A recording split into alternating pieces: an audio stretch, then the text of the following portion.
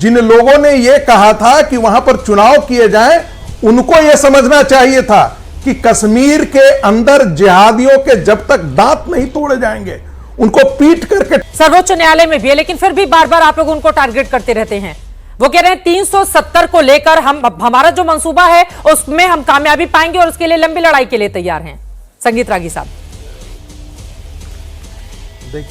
देखिए चित्रा जी, सबसे पहले तो ये बात जान लेना चाहिए कश्मीर के नेताओं को और कश्मीर के मुल्लाओं को कि कश्मीर कश्मीरियों का नहीं है, सिर्फ कश्मीर इस देश का है, कश्मीर भारत का है।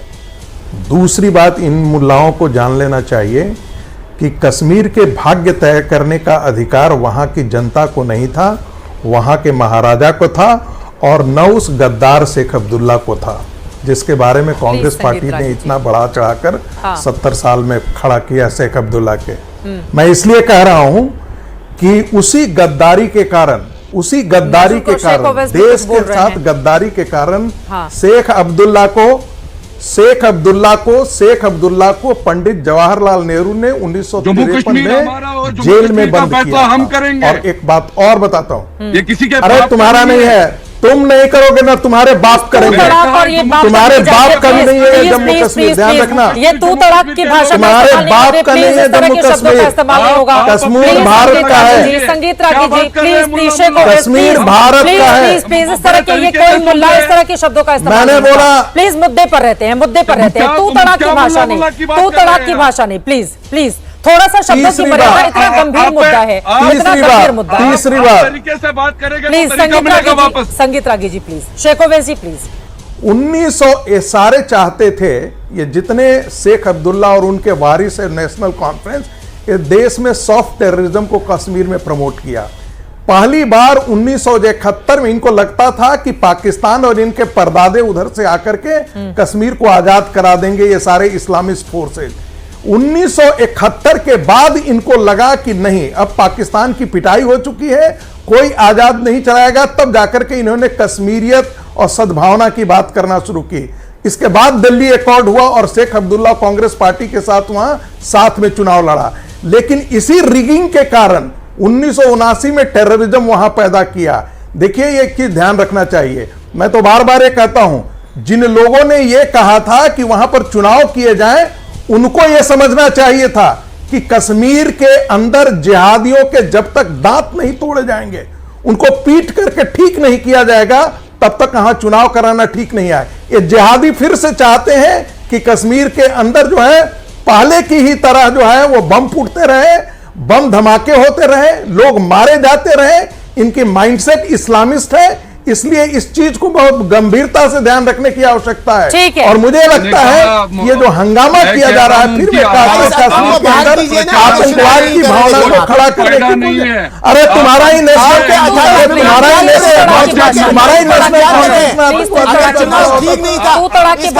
इलेक्शन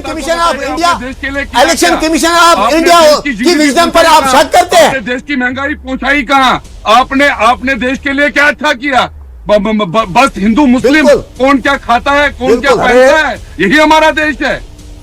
यही शेख अब्दुल्ला को, देश की आवाम को सुनाना चाहते हैं। वही देश की आवाम को शेख ओवैसी साहब ये कह रही है 370 हटाकर बहुत अच्छा किया। और इस मुद्दे पर ये लोग चुनाव में भी गए और जनता का समर्थन उनको मिला। शेख ओवैसी साहब, अगर सिर्फ कश्मीर को छोड़ दें तो जम्मू में तो सबसे बड़ी पार्टी है ना बीजेपी। प्लेबेसाइट फ्रंट किसने बनाया था? ठीक है, लेकिन तू तरह की भाषा का इस्तेमाल नहीं करेंगे।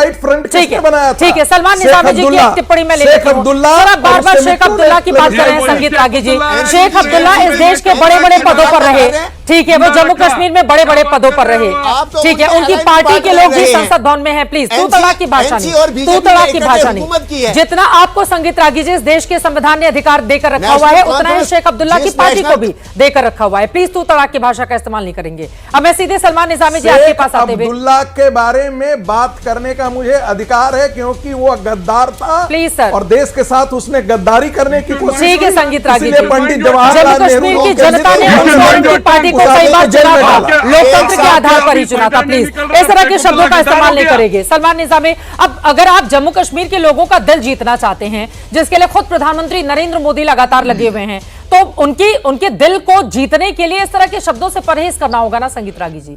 वो लगातार वहां पर कोशिशें कर रहे हैं, विकास के तमाम कामकाज वहां पर किए जा रहे हैं, और फिर जब हम मुल्ला और इस तरह के शब्दों का इस्तेमाल करेंगे, जमहूरियत कश्मीरियत का नारा अटल बिहारी वाजपेयी ने दिया था, उसको बढ़ाने का काम नरेंद्र मोदी कर रहे हैं, तो इस तरह के शब्दों से क्या तकलीफ नहीं होगी वहां की आवाम को? मैं आऊंगी आपके पास, एक सलमान निजामी का जल्दी से मैं पक्ष लेना चाहूंगी। सलमान निजामी जी, आपकी पार्टी कहां पर खड़ी है इन सबके बीच में? देखिए चित्रा जी, आर्टिकल 370 का जो दावा किया था भाजपा सरकार ने की, सबसे पहला दावा यह था कि आतंकवाद जम्मू कश्मीर में खत्म हो जाएगा। हाल ही में आपने देखा कि आतंकवादी हमले कश्मीर में हुए, हमारे सैनिक शहीद हुए, जम्मू कश्मीर के जवान भी शहीद हुए, तो आतंकवाद खत्म नहीं हुआ है। दूसरा दावा किया था कि यहां रोजगार मिलेगा, यहां इंडस्ट्रीज खुलेंगी, यहां जो है गरीबी खत्म होगी, वो भी दावे जो है बेबुनियाद साबित हुए। अब आज जो असेंबली में हुआ, देखिए असेंबली से आप 370 वापस नहीं ला सकते, आप प्रेशर बिल्डअप कर सकते हैं। अब आपस में आप लड़ रहे हैं, जम्मू वर्सेस कश्मीर आपने कर दिया, हिंदू वर्सेस मुस्लिम आपने कर दिया, एक तरफ से जय श्री राम, दूसरी तरफ से अल्लाह अकबर के नारे हो रहे हैं, इससे डिवीजन होगा। मेरे जो पार्टी के प्रेसिडेंट हैं गुलाम नबी आजाद साहब, जो चेयरमैन हैं, उन्होंने कहा था कि दो ही तरीके हैं, दो रास्ते हैं आर्टिकल 370 को हासिल करने के, वो सुप्रीम कोर्ट है और पार्लियामेंट है। सुप्रीम कोर्ट में अभी तक नेशनल कॉन्फ्रेंस ने कोई भी रिव्यू पिटीशन फाइल नहीं की है जब से उसकी जजमेंट आई है। दूसरी बात यह है कि अगर सुप्रीम कोर्ट का कोई फैसला आया है तो उसके बाद आप सुप्रीम कोर्ट नहीं गए।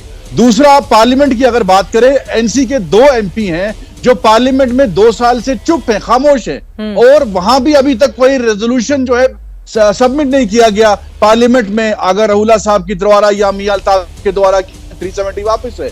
अब अगर आप इंडिया अलायंस में देखें तो मेजॉरिटी में इंडिया अलायंस की पार्टियां जो हैं 370 को सपोर्ट कर रही हैं, उसमें अरविंद केजरीवाल भी हैं, उसमें कांग्रेस भी है। ये एक रीजन था कि हमें कांग्रेस छोड़नी पड़ी, क्योंकि 370 पे कांग्रेस का स्टैंड नहीं है। अब जम्मू कश्मीर की असेंबली में कांग्रेस रेजोल्यूशन को सपोर्ट कर रही है, बाहर निकल के कह रही है कि नहीं हम इसके साथ नहीं है। दिल्ली में आप कहते हैं हमारे 370 का मुद्दा ही नहीं है, हम स्टेटहुड चाहते हैं, तो 370 आप वापस कैसे लाएंगे? ये जम्मू कश्मीर की आवाम को आप मिसलीड कर रहे हैं। और दूसरी बात मैं आखिर में कहूं, जैसे आप गौरव भाई ने आज ये इल्जाम लगा दिया खुर्शीद साहब जो है चुने हुए विधायक हैं, लंगेट से आते हैं, उनके एमपी जो हैं वो पार्लियामेंट में 5 लाख वोट से आए, उमरदलों को हराया। अब आप कश्मीरियों का दिल अगर जीतना चाहते हैं, अभी खुर्शीद साहब ने देश के कॉन्स्टिट्यूशन के तहत जो है ओथ लिया, उस पर आप डाउट कर रहे हैं कि आप हिंदुस्तानी हैं या नहीं है। अब कश्मीरियों को आप जब इस नजर से देखेंगे तो कैसे आप दिल जीत सकते हैं? सब कश्मीरी आतंकवादी नहीं है, सब कश्मीरी देशद्रोही नहीं है। ये कह रहे हैं मैंने हिंदुस्तान ने कॉन्स्टिट्यूशन पे ओथ लिया, फिर भी आप डाउट कर रहे हैं इस पे। अब क्या आप दिल चीर के आपको दिखाएं कि हम हिंदुस्तानी हैं या नहीं है? इसलिए जम्मू कश्मीर की जितनी पार्टियां हैं, पीडीपी भी जो है मिसलीड कर रही है। आपने रेजोल्यूशन लाया, आपको इकट्ठे बैठने की जरूरत थी। अगर एनसी का रेजोल्यूशन है, पीडीपी का रेजोल्यूशन है, इकट्ठे हो जाइए। अगर 370 वापस, वो कंपटीशन कर रहे हैं, वो वोट गेम कर रहे हैं कि